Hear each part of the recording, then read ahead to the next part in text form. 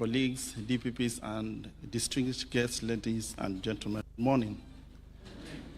Yeah, it's my singular pleasure to welcome you all to this closing ceremony of the heads of prosecuting agencies in the Commonwealth. This is a biannual conference that comes rotationally and after, of course, an election of the hosting country. This time round, we are privileged. Kenya, we are privileged to be allowed to host this conference at from our last meeting that was held in Montreal, Canada. The theme of the conference this year was countering or building partnership through international cooperation in the fight against money laundering, terrorism financing, and trans-organized crimes. As we are all aware, trans-organized crimes are crimes that cut across boundaries. That's global boundaries. And the only effective way for us to fight those crimes is for us to build partnerships and collaboration. That is the reason to why we decided that the theme of this conference, we build around that.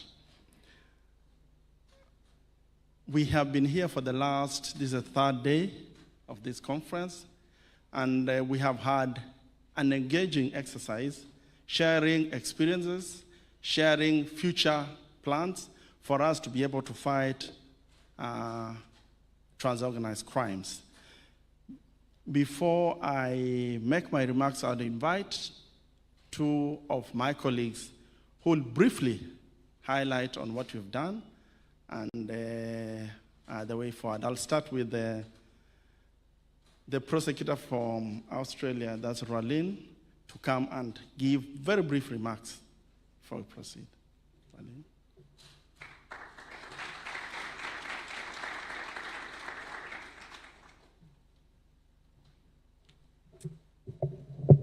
Mr. President, Excellencies and other colleagues, can I start by thanking you all for your attendance at this conference? And Mr. President, it's been the combination of having so many different nations represented at a conference like this that really brings the value. We all have a shared legal history, but we are at different stages in relation to different issues that face us all. We all, of course, face transnational organised crime problems. We, of course, all face money laundering issues and terrorism issues. And as we've heard from conference delegates over the past 2 days, each nation is doing, or each jurisdiction is doing something slightly different. And the value in hearing what everybody is doing is immense. We can learn the lessons from others, we can see things that we might connect with what we are doing, and we can then further develop our own individual responses to these significant issues. The world is only getting smaller. The internet has meant that boundaries are not respected by anybody who seeks to make money or cause issues across the country, across the world indeed. And so, for me, coming from such a long way away, it's really been amazing to connect with colleagues from the Commonwealth family across the globe and to hear and learn about what others are doing and hopefully share some of the experiences from Australia for everyone. So I'd like to thank the Prosecutor for Kenya and his team for hosting such an amazing conference, for all the things we've learned from them and from each other, and I look forward to attending future conferences of the HOPAC. Thank you. And next I would invite Stephen Parkinson, the Director of Public Prosecutions, England and Wales.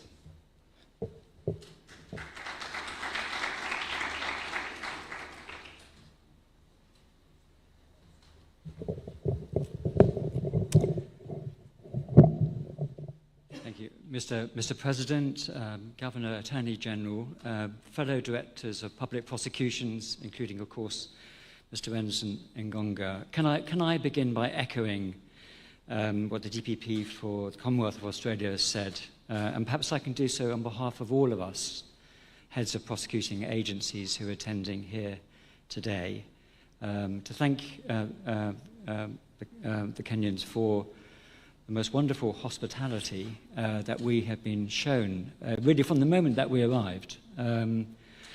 but also for the organisation that has gone into this conference. To be honest, it's quite intimidating. I'm so glad that the UK held a conference 4 years ago, because we don't have to do so for a while. And I'm saying that because I'm quite intimidated by the high standards that have been shown, which will be very difficult, I think, for any other nation to match. So I'm relieved that we don't have to do this for some while, but at the same time, incredibly grateful to you, Mr. President, for authorising that this conference should take place, and for our colleagues from the DPP's department in Kenya for putting on this conference. We are, in the Commonwealth, we are part of a family of nations. We have so many things in common. We have a shared legal history.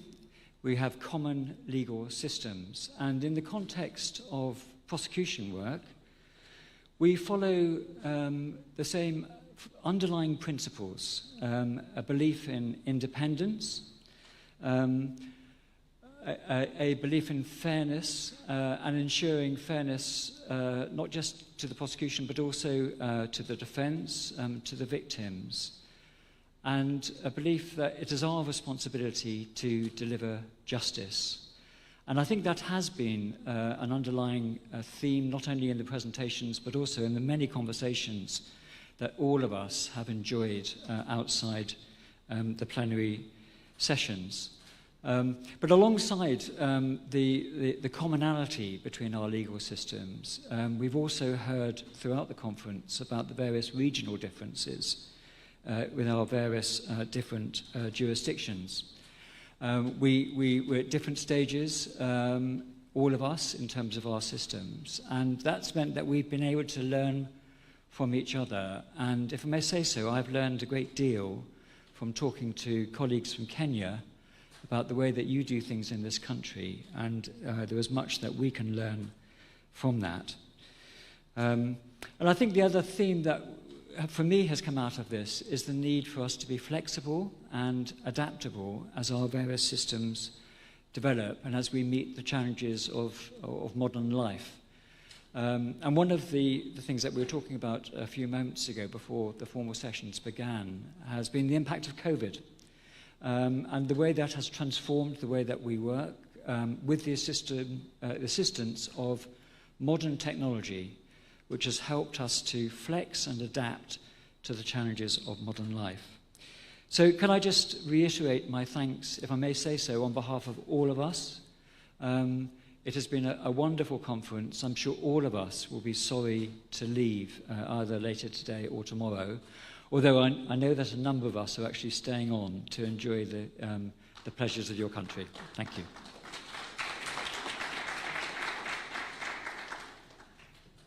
Yeah, thank you very much, Stephen. Your Excellency, the President of the Republic of Kenya, Commander-in-Chief of the Defense Forces, Dr. William Samoei Ruto, Governor of Mombasa, His Excellency Abdulswamad Sharif, heads of prosecuting agencies, distinguished guests, ladies and gentlemen. As we conclude this significant event, I'm honored to deliver these final remarks on behalf of our delegation. To begin with, I extend my deepest gratitude to His Excellency the President for agreeing to officially close this conference. Secondly, our gracious sponsors, SecFin Africa and the Kenyan government, for making this meeting possible. I would like to thank my colleagues for their meticulous organization, which has ensured a truly productive and enriching experience for everyone, and to all distinguished participants for their insightful and thoughtful contributions. Your dedication to strengthening international cooperation is commendable. I also express my sincere gratitude to all our distinguished speakers for their invaluable insights and expertise, as well as diverse perspectives which have enriched our understanding of the challenges ahead and the opportunities for action in the sphere of combating transorganized crimes. Our theme of this conference, Building Partnership Through International Cooperation in the Fight Against Money Laundering, Terrorism Financing, and Transorganized Crimes, is not merely a topic of discussion. It is the very bedrock upon which the future of global justice must be built. We stand at a critical juncture, facing adversaries who operate without borders, constantly adapting their methods and leveraging the complexity of our interconnected world to their illicit advantage. In addition, we have engaged in profound and insightful discussions, delved into the intricate web linkages between money laundering and terrorism financing, and terrorism together with transorganized crimes. We have acknowledged that no single jurisdiction, however robust its legal framework or sophisticated its intelligence, can effectively combat these threats alone. Our collective strength lies in our ability to forge robust, agile, and enduring partnerships. To meet this ever-evolving landscape, we have to adjust and develop mechanisms to prevent the rapid increase of growth of transnational organized crimes. The discussions we have had have reaffirmed a fundamental truth: preventing transnational organized crimes is not only a security imperative, but also a moral, social, and developing necessity. Addressing this evolving and complex threat requires an approach rooted in the human dignity, inclusivity, and sustainable peace. We leave this conference with several critical takeaways. First, shared understanding. We have deepened our collective understanding of the evolving methodologies employed by criminal networks, from the exploitation of digital currencies to the sophisticated layering of illicit funds across multiple jurisdictions. This shared intelligence is invaluable. Secondly, operational strategies. We have exchanged practical strategies for enhancing mutual legal assistance, streamlining extradition processes, improving real-time intelligence sharing, identifying, tracing, and forfeiture of assets. These are not abstract concepts, but vital tools that empower our frontline prosecutors. Thirdly, technological imperative. We have recognized that just as criminals exploit technology, it is important to harness it for investigations, evidence gathering and analysis, embracing digital forensics and data-driven approaches, which is no longer an option but a necessity. Fourthly, human rights at the core. We have reaffirmed our unwavering commitment to upholding human rights and the rule of law in all our efforts. Our fight against crime must never compromise the very principles of justice and fairness we seek to uphold. Lastly, we have strengthened networks. Beyond the formal sessions, the informal interactions, the shared meals, and the direct connections forged here have been immeasurably valuable. The personal relationships forged are the true synergies of international cooperation, facilitating trust and expediting action when it matters most. As we move forward, we must ensure that the commitments made today translate into tangible actions. This means fostering stronger partnerships, enhancing the role of civil society and youth, and leveraging innovative solutions, including technology, to counter extremist narratives and promote sustainable peace. Distinguished guests, ladies and gentlemen, as we return to our respective jurisdictions, the real work begins. Let us translate the insights gained and the partnerships forged into tangible actions. Let us champion legislative reforms where necessary, invest in training and capacity building for our teams, and proactively seek opportunities for cross-border collaboration. The fight against money laundering, terrorism financing, and transorganized crimes is a marathon, not a sprint. It demands sustained effort, unwavering resolve, and above all, a united front. I'm confident that the bonds strengthened and the strategies refined at this conference will significantly bolster our collective ability to dismantle these criminal enterprises and safeguard our societies. I thank you once more again for invaluable contributions and your dedication to this vital mission. Together, let us ensure that our resolve leads to lasting impact and reaffirm that prevention, resilience, and partnerships must remain at the heart of combating money laundering, terrorism financing, and transorganized crimes. Let us carry forward the spirit of cooperation and shared commitment to justice that has defined our time together. We look forward to continuing this vital partnership in the days ahead. Thank you very much.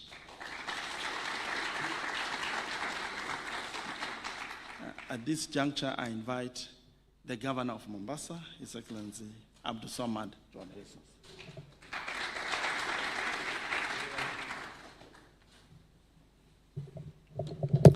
Good morning. Excellency, I was a bit worried. The voices were out. Then I remembered everyone here is a prosecutor, and probably me and you are the only, I don't know whether we should call ourselves politicians. It's not a very, first of all, I want on the onset, on behalf of the people of Mombasa, to say thank you, Asante, for choosing Mombasa as your preferred destination for your conference. It truly means a lot to us. We do not take it lightly at all. Secondly, I think that is a testament that we are a county that is growing. You will realize that there's a lot of construction ongoing, and a testament of what you should be able to see the next conference that you're going to be able to come to: smoother roads, smoother networks, and growth in general.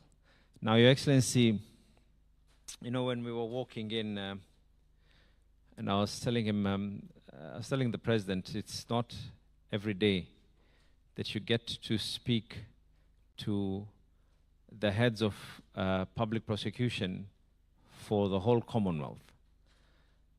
And I was trying to figure out, then it dawned on me, the county courts have a prosecutor, and that prosecutor actually falls under the office of the DPP in Kenya, Renson. He gazettes those particular prosecutors. There's a certain piece of legislation, Your Excellency, and you've told me not to go that direction, but there's a certain piece of legislation that we hope to enact, a county piece of legislation, and this legislation, now more than ever, would be the right time for us to be able to put it into place. We want to put a legislation to ensure that when you come to Mombasa, you finish all your money here. And chances of you spending your per diem and your allowances back in your home country are not a very ideal thing. I'm hoping, Your Excellency, that this year's theme is building partnerships through international cooperation in the fight against money laundering, terrorism financing, and transnational organized crime. The next one that we hope will still be in Mombasa, we need to have a shorter part of it, and I wanted it to be called Building Partnership Through International Cooperation on the Fight Against Not Spending Your Money in Mombasa. It's simple, shorter.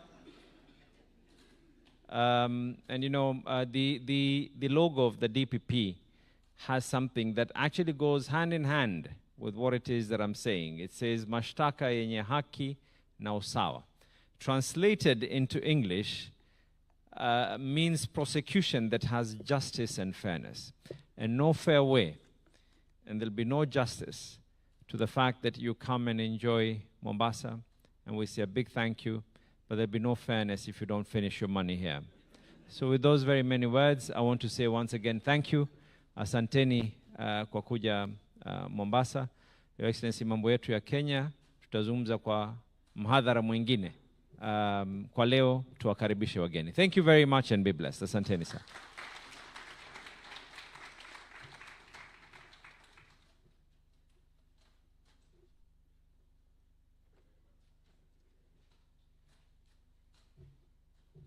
Thank you very much, Governor Mombasa. It is now my singular pleasure and honor to invite His Excellency the President. May we be all upstanding as he speaks to us.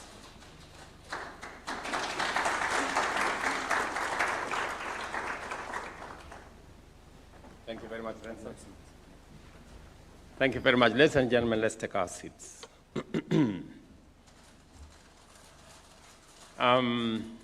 Allow me to join the Governor of Mombasa in welcoming all of you to Kenya, especially friends who are coming from afar in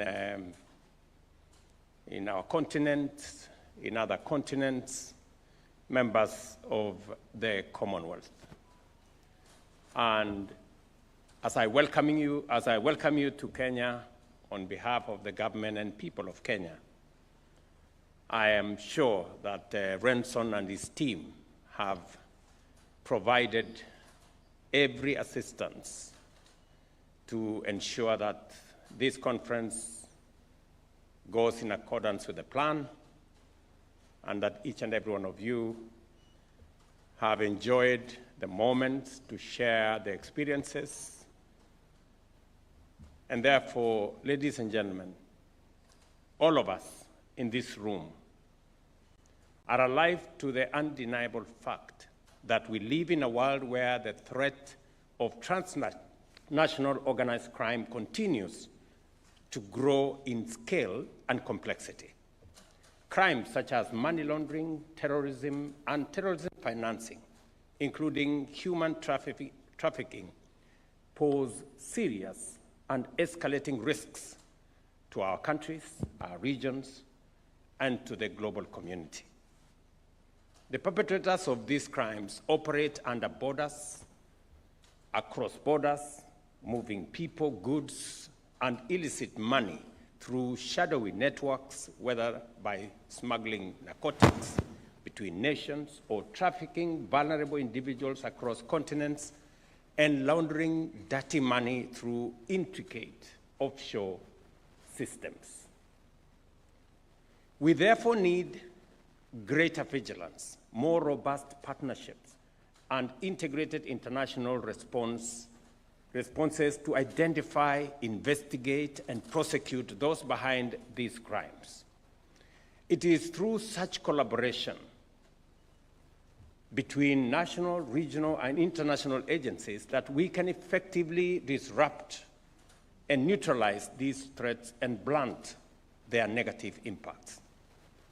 To underscore the gravity of this challenge, allow me to briefly reflect on Kenya's experience in this space. Terrorism, one of the most dangerous forms of transnational organized crime, continues to pose a persistent and evolving threat to our nation and region. Kenya has endured several devastating attacks, including the 1998 United States Embassy bombing in Nairobi, the 2013 Westgate Mall siege, as well as the 2015 Garissa University and the 2019 Dusit II complex attacks. However, through heightened vigilance, enhanced intelligence, and strengthened international cooperation, Kenya has made notable progress in bringing perpetrators to justice. Just last month, 2 individuals were found guilty of aiding the Dusit II attackers, and sentencing is scheduled for June 19th this year. In the Garissa University case, the courts in 2019 found 3 individuals culpable and were sentenced to life imprisonment and 41 years each. Currently, 24 terrorism-related cases remain active before our courts, the majority involving membership in international terrorist organizations. These efforts have not only led to successful prosecutions, but have also significantly suppressed such attacks and contribute to enhanced national security.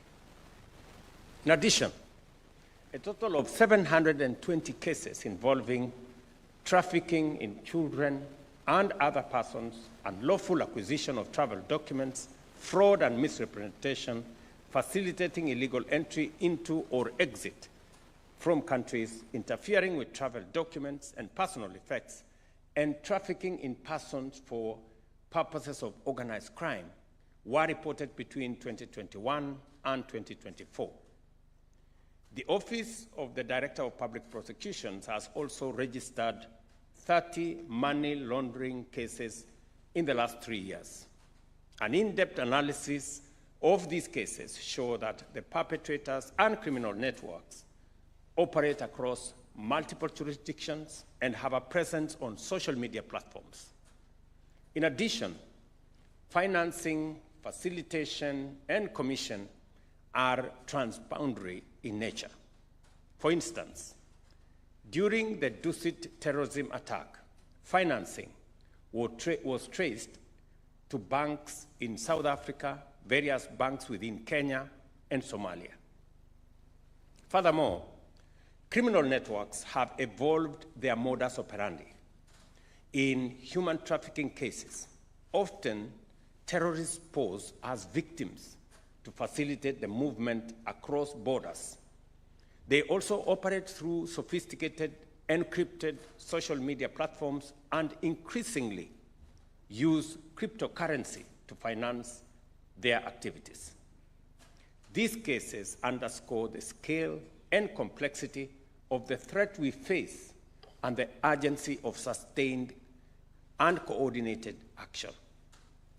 Therefore, the theme of this conference, Building Partnerships, a united front against transnational organized crimes, could not be more timely.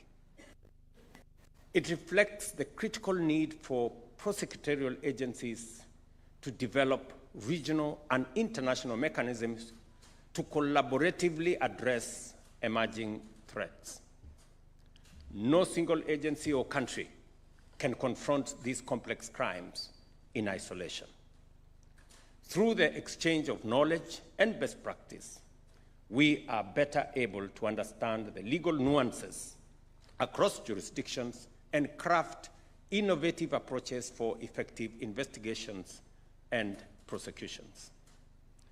Mutual legal assistance and extradition remain vital pillars of this effort. They provide formal pathways for cross-border information sharing.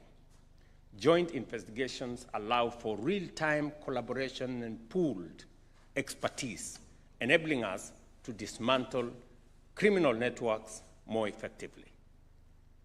I am aware that the Office of the Director of Public Prosecutions in Kenya has signed MOUs with various prosecutorial agencies, including Azerbaijan, Morocco, Qatar, and Saudi Arabia. These partnerships are instrumental in enhancing collaboration on matters relating to terrorism and terrorism financing, transnational organized crime, and in building the capacity of prosecutors to respond more effectively to these complex threats. We must also work towards the harmonization of legal frameworks, align national laws across jurisdictions is essential to building a truly global front against transnational organized crime. Equally important is the vigorous pursuit of asset tracing, confiscation, and forfeiture. Denying criminal enterprises the proceeds of their illicit activities is key to undermining their operations. I challenge the heads of prosecution agencies here to give priority to this particular endeavor. On our part, Kenya is committed to enhancing the resources and capacity of the Office of the Director of Public Prosecutions to lead these efforts both regionally and internationally. Importantly, the revamping of our anti-money laundering and asset forfeiture framework is a testament to our commitment. It reflects our pursuit of greater specialization, stronger institutions, and high-quality investigations. The government of Kenya remains committed to upholding the rule of law and advancing a human rights-centered approach to prosecution and pursuit of justice. Ladies and gentlemen, this conference has offered a valuable platform to share experiences, learn from one another, and explore innovative solutions to the emerging threats facing our countries. I look forward to the recommendations from this gathering and assure you of the Government of Kenya's full support in funding and empowering the Office of the Director of Public Prosecution for their implementation effectively. And allow me to say one more thing. In the conversations I had earlier with friends and colleagues, the place of technology in supporting governance in general, criminal justice and prosecutions in particular, cannot be gainsaid. We have seen the evolution of use of technology in many spaces.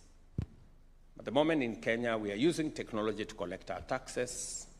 We are using technology to deploy support for farmers in our input program.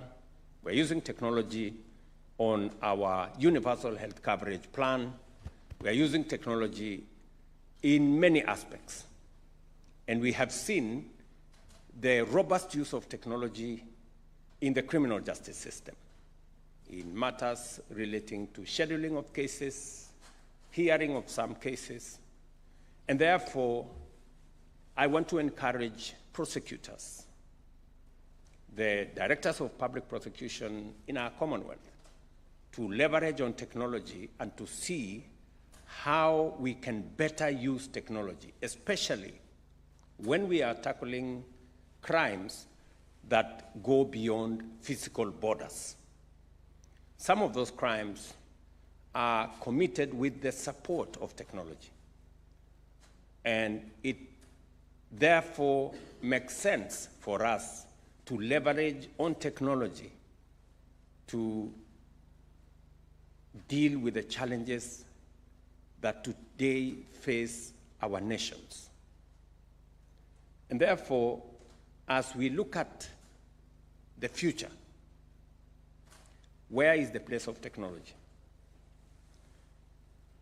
As technology is abused by criminals and people engaging in crime, how do we better use technology to enhance the efficiency and the efficacy of what we are doing in matters prosecution and ensuring that there is the rule of law? As you are aware, the era of artificial intelligence is here with us. And it comes both as a threat, but much more importantly, as an asset for us to use to be able to better manage global governance. How do we use artificial intelligence much more effectively? There are those who say artificial intelligence is going to replace people in the workplace, maybe replace teachers, maybe replace doctors. I don't know whether prosecutors will be replaced in the process.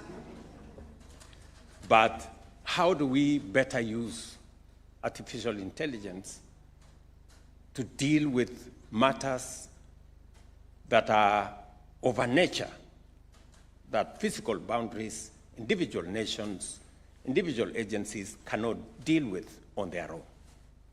And therefore, the leadership of the Commonwealth, heads of prosecuting agencies, it is my encouragement to you that you begin to see how we can leverage on technology, how we can leverage on artificial intelligence to be able to support the efficiency of delivery of justice through the criminal justice system. Again, as I conclude, I also want to apologize that there is a lot of construction around. Maybe you didn't find your way to this hotel. There was a lot of dust on the way. As the governor has said, we are undertaking a lot of public works around roads in Kenya. We are currently undertaking construction of about 2,500 kilometers, including this particular road here.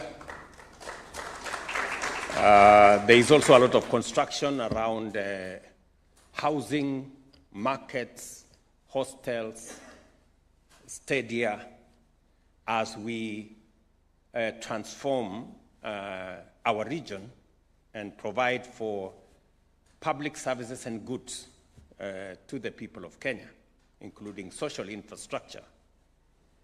And therefore, bear with us as we do this. It only makes your next conference better. And we want to do that across our counties and across our country.